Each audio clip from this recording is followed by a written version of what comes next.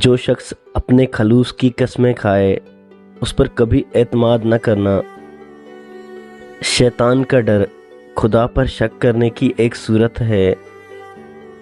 چاند کے بغیر رات بیکار ہے اور علم کے بغیر ذہن۔ دنیا میں نیک کام کر کے مر جانا آب حیات پینے سے بہتر ہے۔ انسان کو باد صبا کی طرح ہونا چاہیے کہ ہر کوئی اس کے آنے کا انتظار کرے۔ قرآن پاک ایک ایسا دریچہ ہے جس سے ہم اگلی دنیا کو دیکھ سکتے ہیں۔ ذہن میں اچھے خیالات کو جگہ دیجیے، آپ ہر وقت خیر خواہ دوستوں میں رہیں گے۔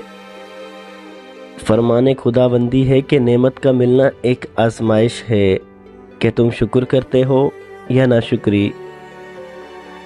بدبخت ہے وہ شخص جو خود مر جائے لیکن اس کا گناہ نہ مرے۔